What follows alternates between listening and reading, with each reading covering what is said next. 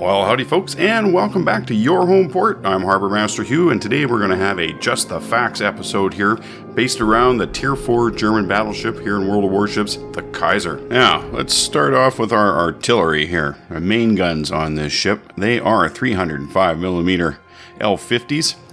There's 5 turrets, 2 in each turret.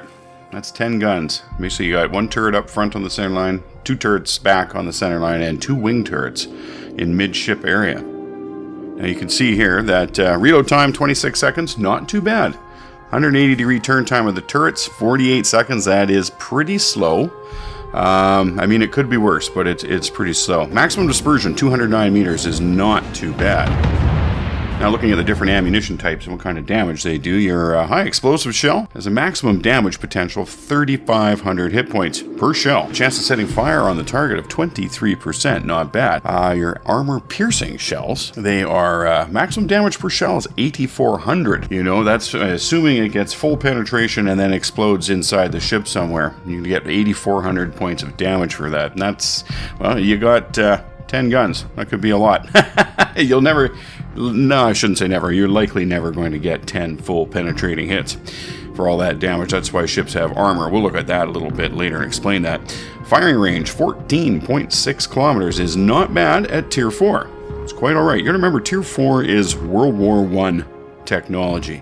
So, you know, it's not too bad, really, when you think of it that way. Secondary armament, what we have here are, there are 4 double-barreled 88mm secondary guns. These are also dual purpose, and I'll show you in a bit, but they are also, they can fire armor piercing or high explosive rather at your surface enemies. They can also fire flak shells at your airborne enemies. So your reload time of these is 3.6 seconds. That's pretty good. Wish it was like the 88mm on my tanks.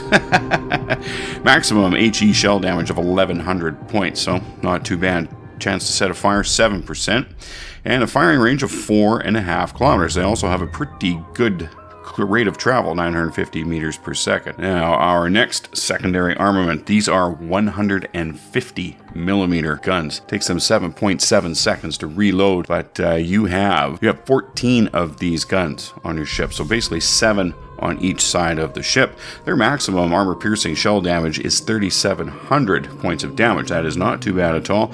They have a firing range of 4.5 kilometers. Well, you know, that's kind of average. It's not too bad. Some ships have quite a bit longer distance. I mean, it can be handy when you're fighting destroyers, so you don't have to get quite as close to them before your secondaries open up on them and stuff like that. But, I mean, 4.5 kilometers, again, World War I technology. We'll take it, work with it. All right, let's have a look at our anti-aircraft defense. Now, we've got 20 of these 20mm flak 38s. Sorry, there's 17 of them.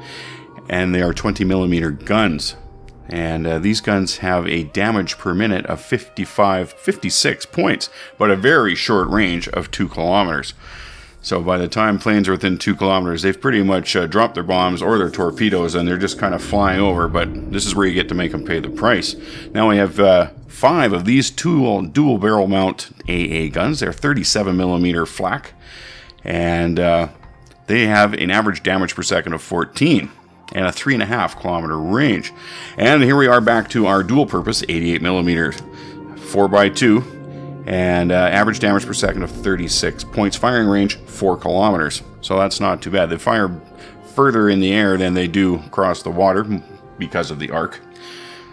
All right, let's check out the maneuverability of this ship.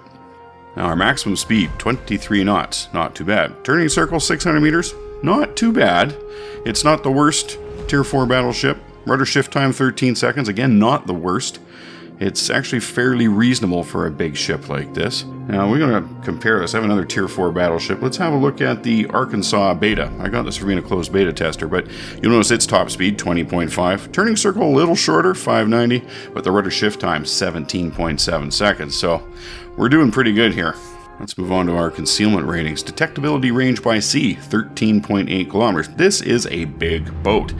It's not too hard to see it from a distance. Detectability range by air, 10.5 kilometers. Now just remember that our main battery has a firing range of 14.6, and we are detected at 13.8. That is 0.8 of a kilometer difference between the two. It's a pretty narrow margin. Chances are If you can fire at them, you've been spotted. So, when we look under our survivability, we have 46,400 hit points. Not too bad, especially at Tier 4. And our armor consists anywhere from 19 to 350 millimeters. Torpedo protection, damage reduction, 24% is also not too bad. Let's have a look again at the Arkansas. Only 13% of the torpedoes, only a maximum of 305 millimeters of armor, and only 43.8. So I would say that the Kaiser is the better armored ship between the two of those.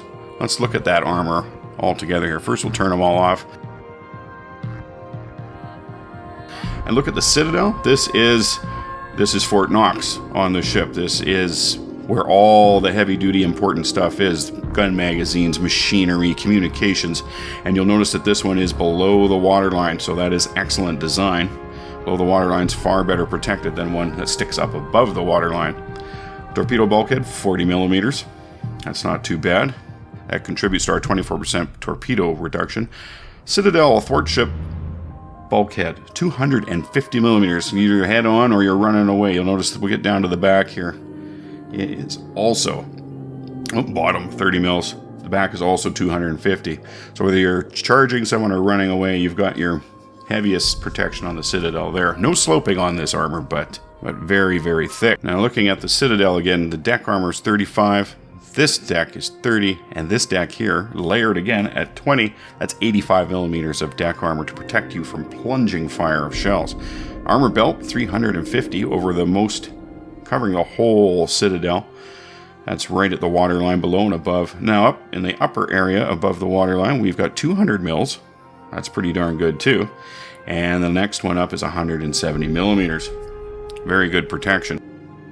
Now, let's check out the encasing armor here. Torpedo bulges. Torpedo bulges are like spaced armor for your battleship.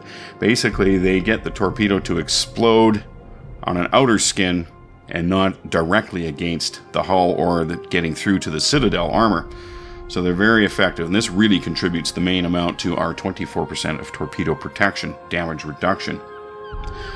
Other areas on the hull, we've got the fore-end armor belt, 180 mils. Fore-end armor belt tapers off a bit to 120, right to the front of the ship. Fore-end plating, the light blue stuff here, is 19 millimeters. Bottom, 30 mils. And the deck is also 19 millimeters. All the same color blue there. On the back, same deal, 19 on the deck, 19 on the sides, 180 on the aft end armor belt. Covers the rudders, as you can see there too. And the bottom also 30 millimeters. Pretty well protected boat.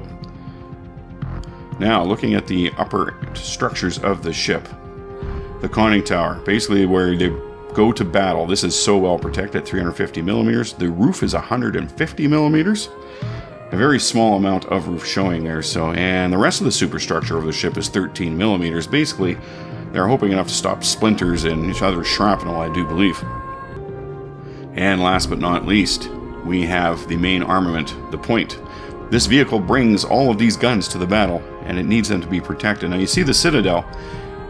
All the gun magazines would be inside the Citadel, under deep protection. Your fore and end turrets, look at this, 300 millimeters of armor on the barbette. Let's show the casemates here. It's protected around and to the sides and the rear. On the front, not as protected by other armor, so that's why this whole barbette is 300. It's really good. And the rear is at 290, the roof at 80, and the angled slope of the front, 110 millimeters. Now let's turn that casemate off. These wing turrets, which have all the casemate armor around them, so the first couple levels, they are a lighter load, 140 millimeters. And the parts that start to stick out of all that casemate armor, they're back to 300, 250, 300, 110. They're just like the other one. So all of these turrets are pretty much the same. And the one on the right here, it's the same as the wing turrets, basically. It's shrouded in all of the casemate armor. So the stuff that sticks out gets the heavy-duty treatment. We look at the rear-facing turret. Again, it is not completely protected by casemate armor, so you'll find that it is the heavy-duty 300 mils all the way up the barbette and on the very front of the turret. Now let's turn the whole thing on and get a look at the whole scheme. Yep, it is a pretty well armored boat at Tier 4. I do enjoy playing this ship very much. We've also got an excellent replay coming up of this, so I decided to break this up, do just the facts, and then also have maybe a gameplay video to go along with it when it ships, because warship battles they can be up to 20 minutes, so it's a lot to do to give the facts and have the battles, so I'm going to tend to break those up. Well, folks, there you have it. That is just the facts on the Kaiser Tier 4 German Battleship. If you enjoyed this video, please leave a like down below. If you really enjoyed this video, hit the subscribe button. Let me know in the comments. As well, be sure to visit my social media pages, both on Facebook and Twitter. This is where I post info that, well, not belonging in a video, it's worth taking a look at. I would also like to give a shout out to my Patreon supporters. You folks are making a huge difference for me. If you like what I do and enjoy the community all of us humans are building, please consider supporting the mission via my Patreon page. There are quite a few options with varying levels of support. Maybe one of them will suit you. Links to all things in the video description. Alright folks, thanks very much for stopping by and watching. I'll catch you next time.